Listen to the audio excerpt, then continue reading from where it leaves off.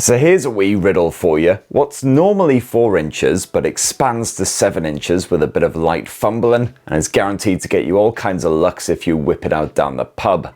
Why, it's the Motorola RAZR 60 Ultra, of course. My new favourite flippy type phone boasting stupidly powerful performance, upgraded battery life and mandatory AI shenanigans. I've had my Sims stuffed inside of this flexible git for just over a week since the US launch. This is my in-depth Motorola RAZR 60 Ultra, or just Motorola RAZR Ultra if you happen to live in the States, review. And for more on the latest and greatest tech, please do subscribe and ding that notifications bell. Cheers! Now, fans of the RAZR reboots will know exactly what to expect from this latest Ultra.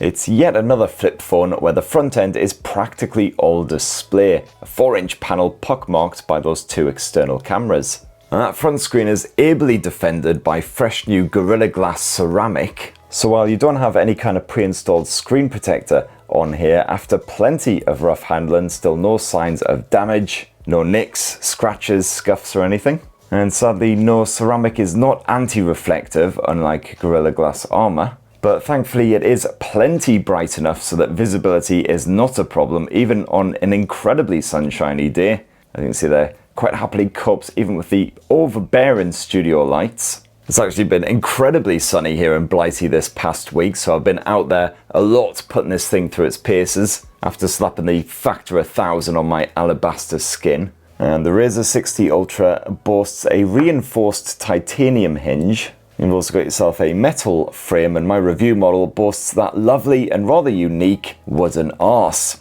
And this just feels really pleasant in the hand, kind of like you're stroking a sycamore or fondling a fir. Not to mention the fact that it adds a slightly rough texture as well, just to aid the grip. Looks absolutely banging, and so far again just as durable as that front end.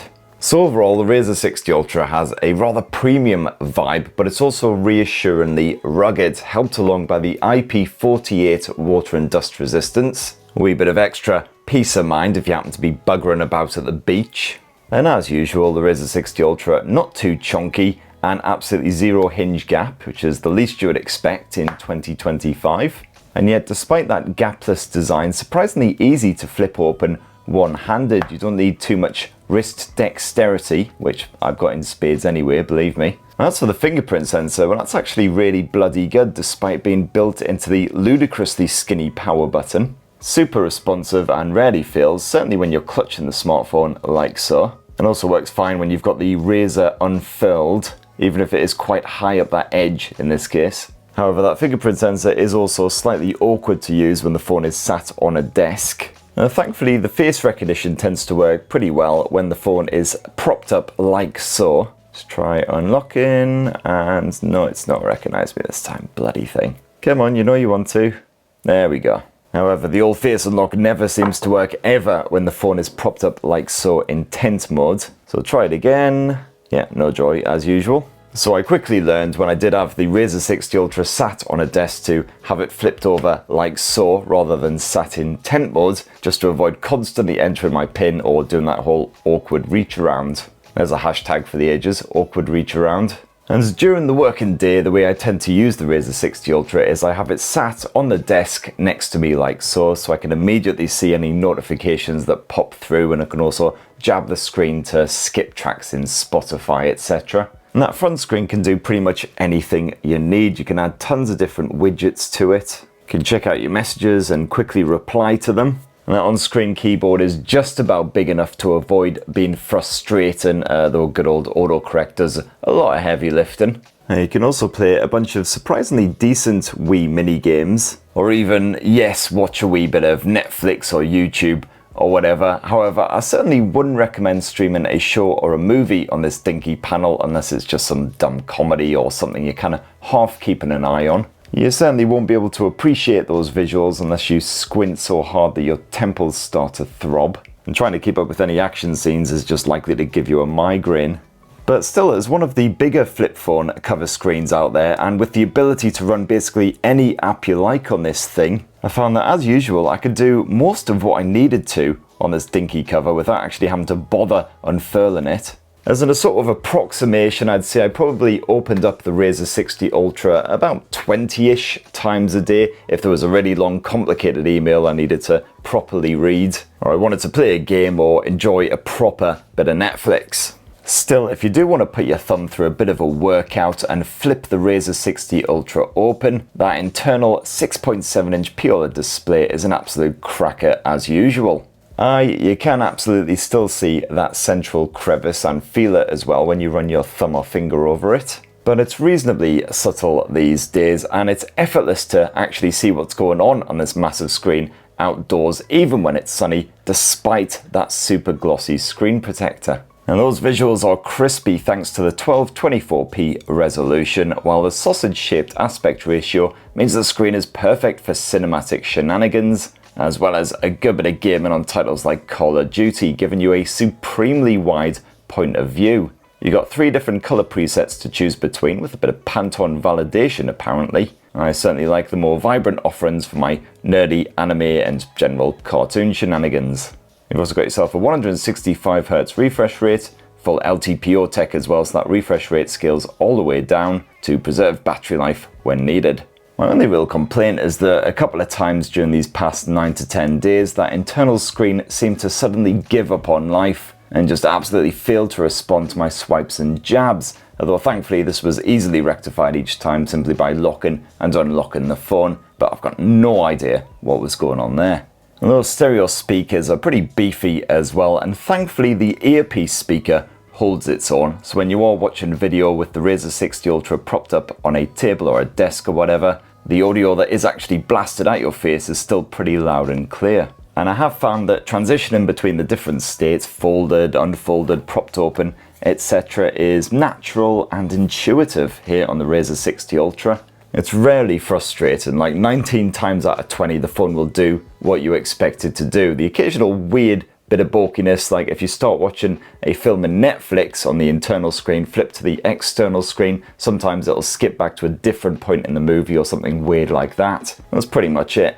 And as usual, the Motorola RAZR 60 Ultra sports a fairly stock Android vibe, with pretty much no crapware stuffed on here at all, just a couple of little bits like Facebook, that's pretty much it. Yes, love how it's still a lovely clean stock finish here. Although not loving the software support pledge of Motorola's quite as much. Sadly, the RAZR 60 Ultra will only enjoy 3 guaranteed OS updates and 4 years of security patching on a bi-monthly basis. That's obviously not as good as what a lot of rivals like Google, Samsung, OnePlus, etc. offer with their more premium blowers. And still, the little bits and features that Motorola has added to the RAZR 60 Ultra are worthy as always. You can quickly and easily personalize the phone. You've got some great gesture support, including, oh yeah baby, fast flashlight. And yes, this even works when the phone is folded up, although sometimes takes a couple of goes.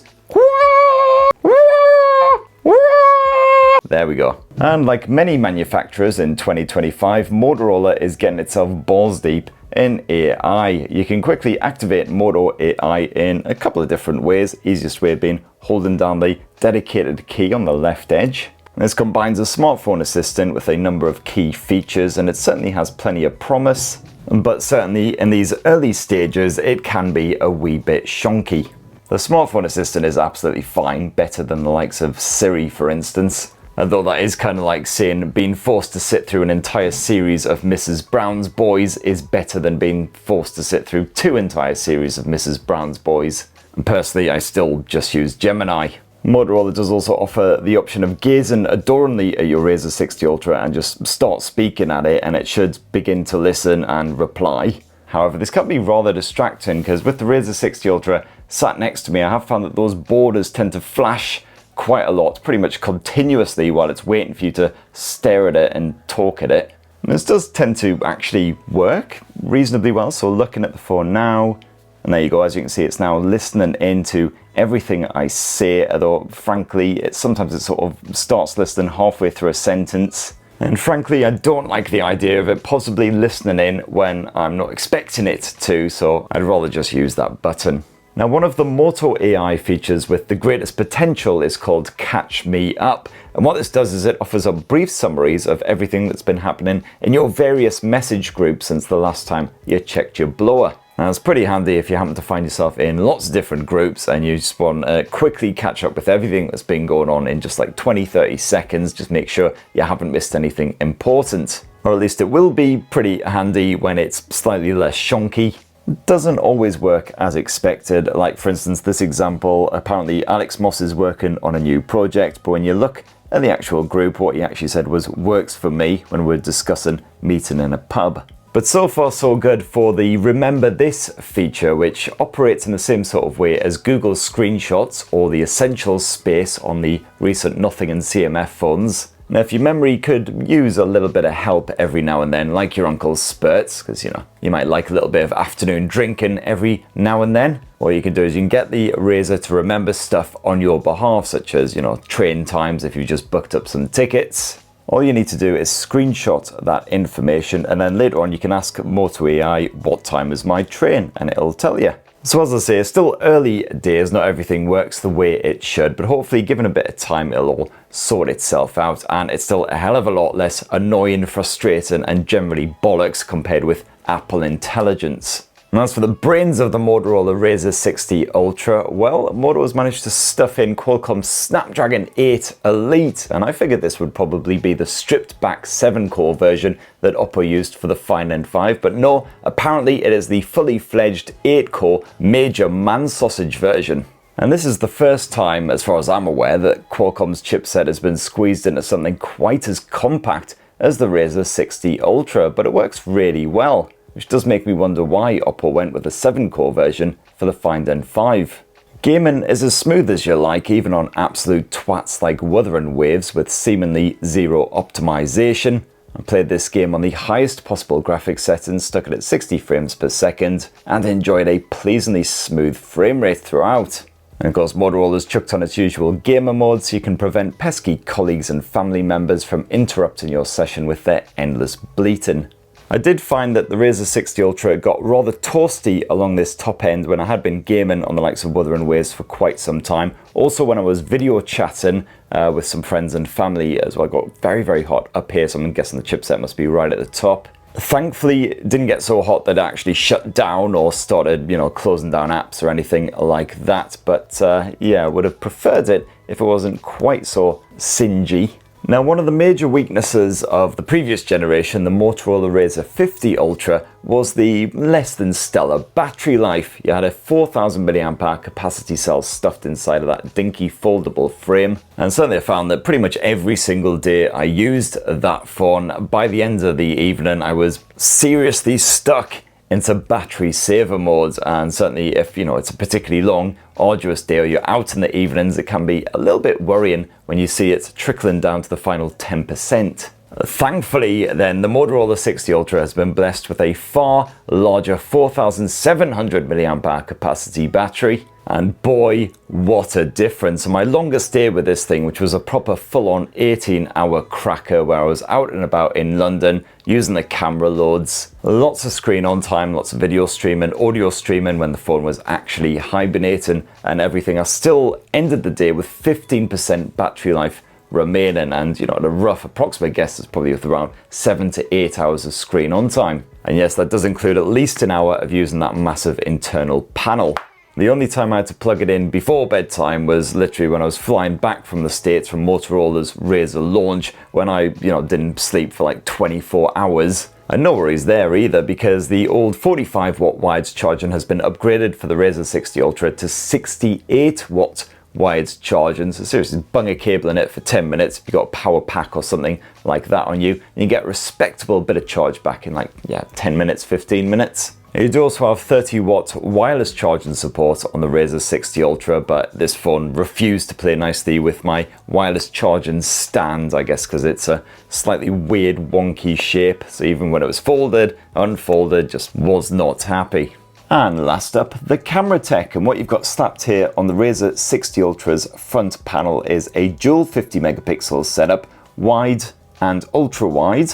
And you've apparently got Pantone validated color capture here on the RAZR 60 Ultra, but You've got a couple of different options when it comes to the colors. I stuck with the default natural mode, but you've also got an AI customized mode. This can learn what kind of tonal output you appreciate in different scenarios and then automatically apply a filter. Otherwise, you can also stick with Motorola's signature style. But as I say, I went with natural for my test shots. And using this, pictures do indeed have a more authentic vibe, certainly compared with those spaffed out by Apple, Samsung, etc. In strong contrast, those shaded areas aren't blown out. It's really unusual to see any kind of saturation at all. And even in rather soft lighting, the RAZR 60 Ultra tends to capture colours with fairly impressive accuracy. Only occasionally were those tones noticeably warmer than what I saw in real life. However, you will get some blurry results with any exaggerated motion, especially when the lighting isn't ideal. Not great if you're shooting family, pets, or random pop stars apparently. And the RAZR's ultra-wide shooter is decent enough when you want to cram loads of stuff into your pic, and the decent sized 50 meg sensor means it doesn't struggle as much as some ultra-wides in low light. And yes, you can zoom in a wee bit with that main shooter, but if you do crop in too much, everything will get proper fuzzy well before you hit the 30 times maximum. Now the RAZR 60 Ultra has proven itself reliable for portrait snaps, again as long as your subject keeps still. And you can also allow your subject to preen themselves using that cover screen as a kind of mirror before you shoot them. Now when it comes to video, the Motorola RAZR 60 Ultra supports up to 4K resolution footage at 60 frames per second with Dolby Vision HDR switched on.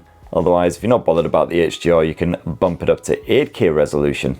And yeah, the visuals can get a wee bit noisy in softer light, pretty much standard, but the RAZR does a decent enough job for home movies, thanks to its impressive audio capture and dependable stabilization. Again, those visuals lean towards the natural, with fairly accurate tones and a good balance in those high contrast situations.